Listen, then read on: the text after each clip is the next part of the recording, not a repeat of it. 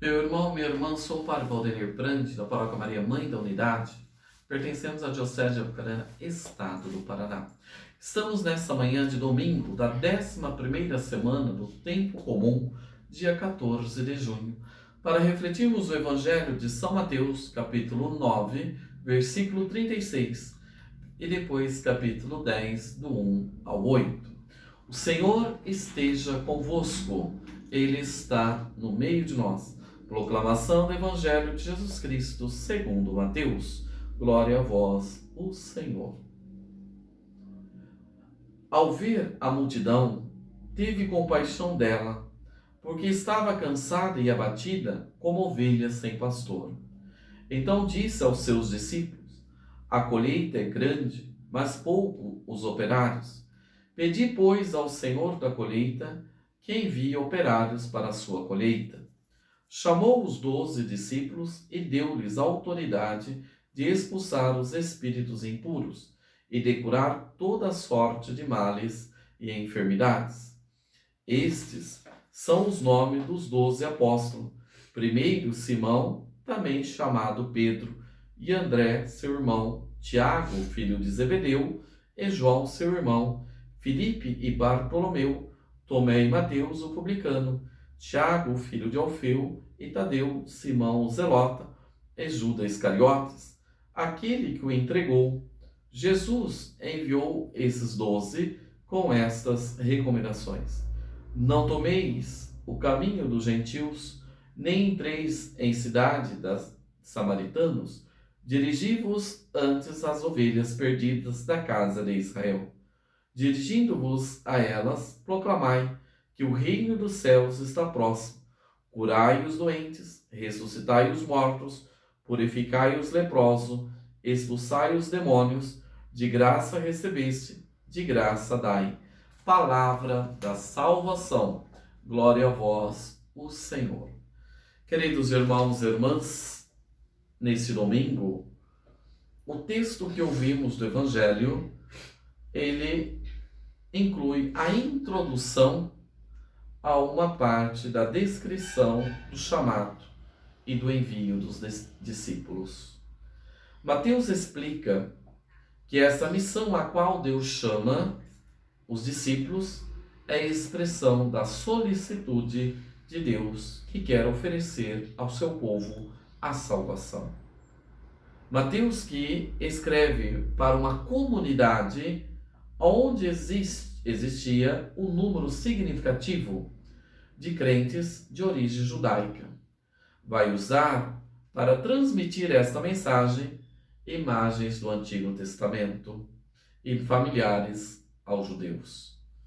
As palavras de Jesus: Israel é uma comunidade abatida e desnorteada, cujos pastores, que eram os líderes religiosos judaicos, se demitiram das suas responsabilidades.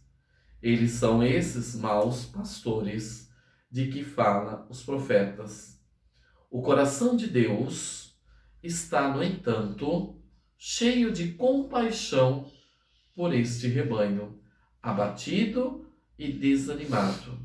Deus vai, então, assumir a sua responsabilidade, no sentido de conduzir o seu povo para as passagens onde há vida. Duas notas.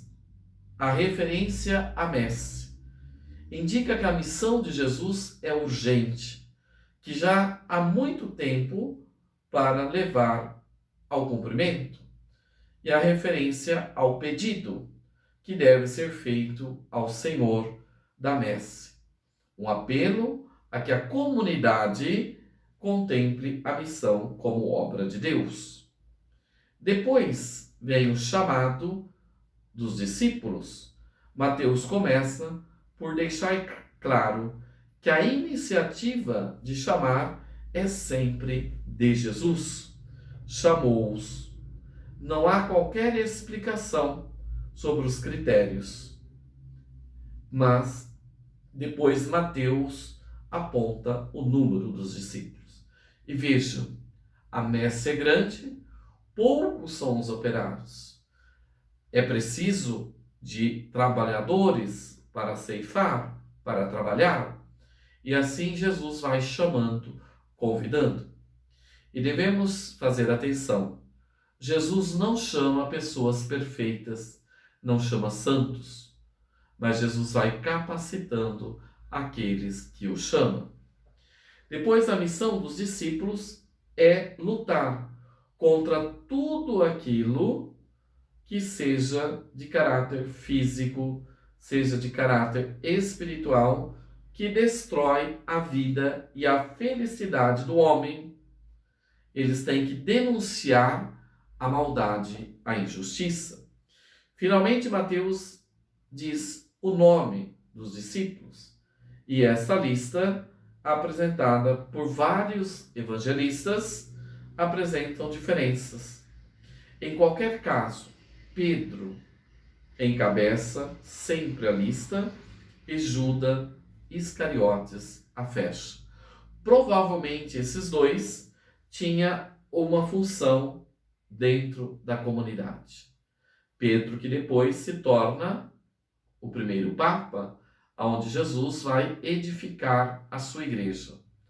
E assim Jesus vai definir os destinatários da sua missão.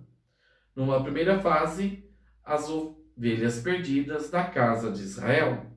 E essa interpretação restritiva da missão explica-se a partir da forma como o cristianismo se expandiu em termos geográficos. Primeiro pela Palestina e depois fora, além fronteiras da Palestina. E assim, em segundo lugar, aponta-se os sinais que devem acompanhar o anúncio da chegada do reino. A cura dos doentes, a recuperação dos mortos, a ressurreição dos mortos, a expulsão dos demônios. O anúncio não deve constar de palavras apenas, mas de gestos concretos e de transformações concretas na vida dos homens. Em terceiro lugar, aparece um apelo à gratuidade. Recebemos de graça essa missão, de graça devemos dar. É o desapego no serviço da evangelização. E assim, queridos irmãos e irmãs, que nós possamos abrir os ouvidos da fé e o coração para ouvir o chamado de Deus e fazermos parte da evangelização dessa messe do reino do Senhor. Deixo a todos a minha bênção sacerdotal. Em nome do Pai, do Filho e do Espírito Santo. Amém.